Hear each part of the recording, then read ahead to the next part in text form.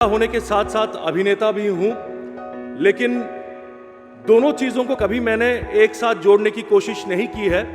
माफ कीजिएगा, कभी कभी ऐसा महसूस होता है कि अभिनय करते वक्त में सिनेमाज में अभिनेता जितनी मेहनत करते हैं अभिनय करने के लिए, शायद चंद लोगों के वजह से कभी कभी ऐसा लगता है कि राजनीति में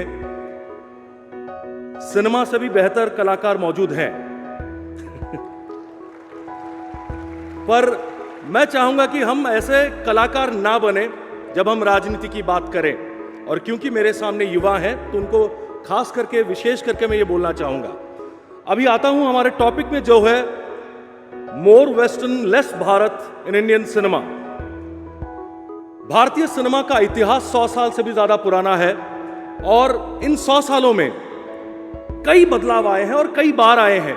वो भले ही हम संगीत की बात करें, स्क्रीन प्ले की बात करें, टेक्निक्स की बात करें, अभिनय की बात करें, या art and different departments of cinema, हर एक डिपार्टमेंट में कई बार बदलाव आए हैं और ये बदलाव अच्छा भी रहा है कई बार।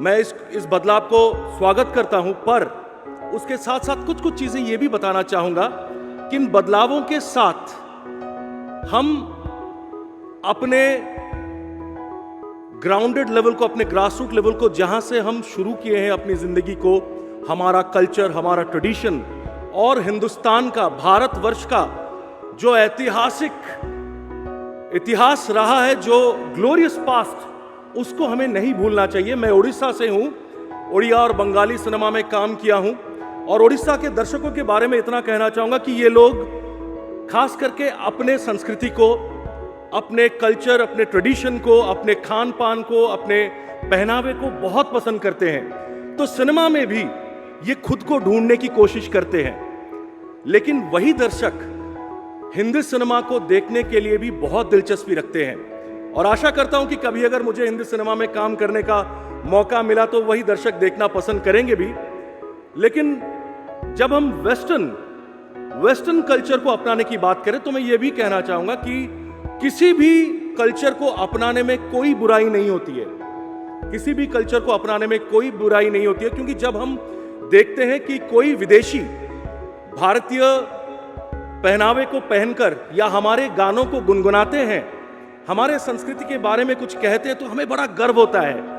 तो उनके कल्चर को अपनाने में, उनके कल्चर को, उनके टेक्निक्स को, उनके स्किल्स को अगर हम हमारे हिंदी सिनेमा में यूज करें तो उससे कोई गलती नहीं है, कोई चिंता करने का विषय नहीं है। लेकिन चिंता करने की विषय तब है जब ये सब करने के साथ साथ हम हमारे इतिहास को भूलना शुरू करें। तो हम ये ना भूलें, क्योंकि आप मानेंगे मेरे साथ, बड़े फिल्म मेकर्स, एड मेकर्स और प्रोड्यूसर्स यहाँ पर मौजूद हैं, बड़े युवा नेता भी हैं यहाँ पर, और युवा वक्ता भी यहाँ पर बोल चुके हैं।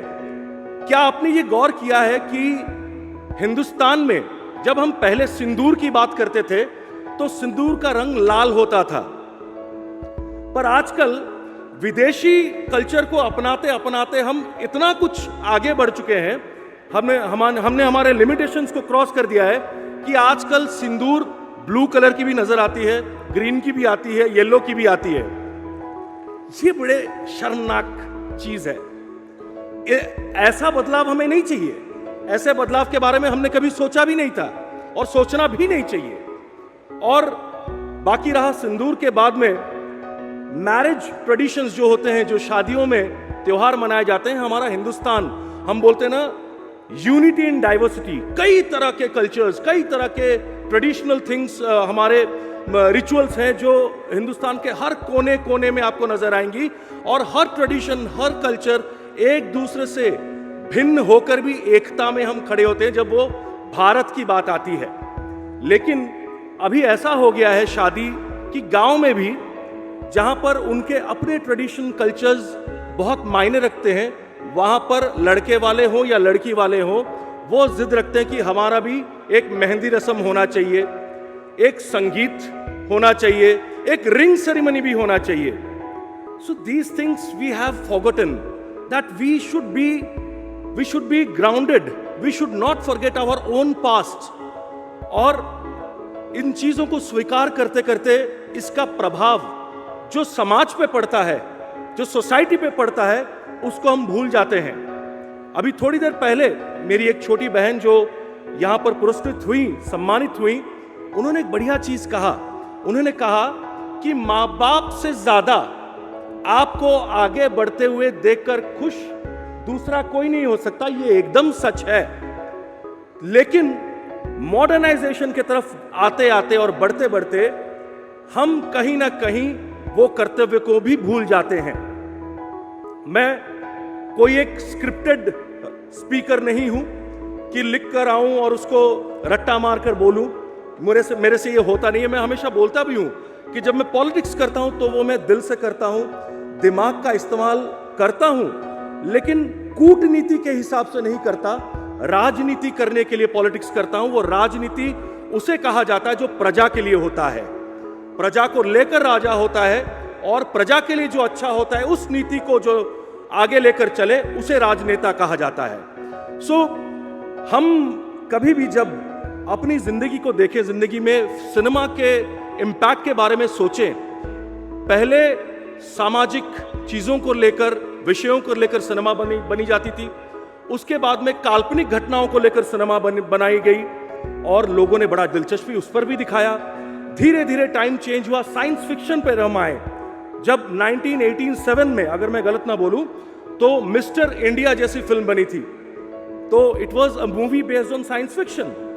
उसके बाद एक दौर आया जब रोमांटिक फिल्म्स को लेकर हम आगे बढ़े, कयामत से कयामत तक, जो जीता वही सिकंदर, मैंने प्यार किया, बाजीगर वगैरह ये सब फिल्म, और उस दौर के गाने भी बड़े हिट रहे।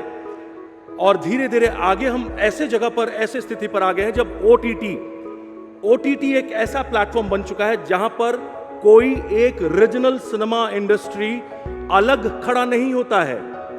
ये पूरा भारत एक सिंगल प्लेटफॉर्म में आकर खड़ा हो चुका है, भारतीय सिनेमा के नाम पर, जहां पर कोई भी रीजनल इंडस्ट्री अपना टैलेंट शोकेस कर सकता है और एक दूसरे के साथ मिलकर काम करते हैं। अब देखिए, Hindi cinema, South Indian cinema, Bengali cinema, Odia cinema, हो सकता है आगे चलकर इस तरह से आगे कभी आए, और विभिन्न रीजनल लैंग्वेजेस फिल्म्स अब पैन इंडिया लेवल पे बनाने लगे हैं।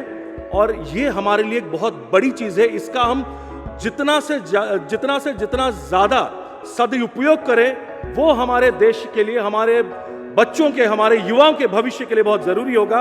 हम हमारे फिल्म्स में हमारे ट्रेडिशंस को, हमारे इतिहास को जितना ज्यादा दर्शाएं उतना ही अच्छा है, क्योंकि ये देश ही ऐसा है, ये मिट्टी ही ऐसी है, ये पावन धरती ऐसी है कि यहाँ के हर एक कोने कोने से आपको ऐसी कहानियां मिलेंगी जिनको लेकर अगर सिनेमा बनाया जाए तो पूरा विश्व उसे देखकर दंग रह सकता है।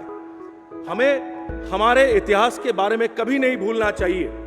और इसके साथ साथ जो पिता माता की बात मैं कर रहा था, पहले मैंने संसद में भी ये बात कहा था और आज भी कहना चाहूंगा, बदलाव को हम स्वीकार कर रहे हैं, पर इतने हद से ज्यादा नहीं जिससे हम हमारी संस्कृति को भूल जाएं, हमारे कर्तव्यों को भूल जाएं। आज शादी के बाद पहले होता था कि एक बच्चे को पूरा गांव पहचानता था। ये फिल्मों का ही प्रभाव है। मैं बोलने का मतलब ये है, ये फिल्मों का इतना बड़ा प्रभाव होता है तो इसका सदुपयोग होना बहुत जरूरी है, उसका दुरुपयोग नहीं। पर दुरुपयोग की वजह से पहले जब पूरा गांव एक छोटे बच्चे को जानता था, बोल देता था ये उस घर का इनका बेटा है या उनका पोता है या उनकी बेटी है। उसके बाद धीरे धीरे गांव से हम कट के हम आगे जॉइंट फैमिलीज में, जहां पर पिताजी, चाचा, बड़े पापा, मतलब ताऊ जी जिसे हम कहते हैं, और भाई बहन, कजिन, सब एक साथ इकट्ठे घर में रहते थे।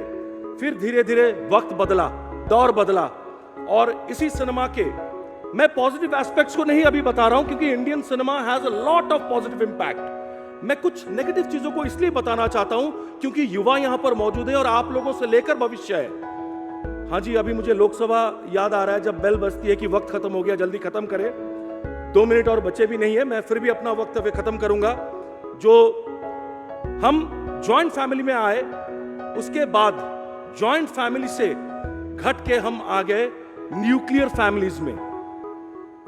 न्यूक्लियर फैमिलीज में रहने के बाद हम अपनी अपनी जिंदगियों में इतने बिजी रहने लगे कि हमें पता तक नहीं चलता कि हमारे पिताजी का तबीयत कैसा है, माताजी की सेहत कैसी है, डॉक्टर कब कब दिखाना है हम इन्हें, क्या दवाइयां लेते हैं हमारे माँ बाप, और किस वक्त में उनको कौन सी दवाई देनी जरूरत होती है। हम भूल जाते हैं कि जब हम बच्चे हुआ करते थे, जब हम छोटे बच्चे थे, जरा सी बीमारी होती थी, जरा सा बुखार होता था, तो माँ बाप हमारे बगल में बैठे रहते थे, अपनी बाकी सारी चीजों को भूलकर कैसे हमें स्वस्थ करें, हमें ठीक करें। पर आज हम वेस्टर्न कल्चर को अपनाकर हम अपने इन कर्तव्यों से बहुत दूर जा चुके हैं। मेरा आग्रह रहेगा हमारे legendary cinema makers, ad film makers, माननीय प्रहलाद कक्कड़ जी हैं, रवि राय जी हैं, और भी कोई भी जो अगर मुझे इस वीडियो के माध्यम से कभी देखे या सुने, India is full of beautiful values and tradition and culture. Let us not forget our own tradition, our own culture, our own values. हमको एक साथ मिलकर एकजुट होकर रहना है। बच्चे नहीं भुगते हमारे इस गलत सोच के वजह से कि हमको मॉडर्नाइजेशन की तरफ जाना है, तो हम सिर्फ यही करेंगे। मैं भी फिल्मों में काम करता हूं, मैं भी सूट पहनता हूं, पर मैं प्रणाम करना कभी नहीं भूलता। मैं घर से निकलते वक्त अपने माँ बाप के पैर छूकर उनका आशीर्वाद लेकर निकलना नहीं भूलता। बस यही कहूंगा आप लोगों से, मेरा आग्रह रहेगा, जितना भी करें, कहीं भी जाएं, कुछ भी करें, बहुत आगे बढ़े, लेकिन हिंदुस्तानी होने का गर्व हमेशा आपके अंदर में जीवित रहे। जय हिंद, वंदे मातरम, जय जगन्नाथ।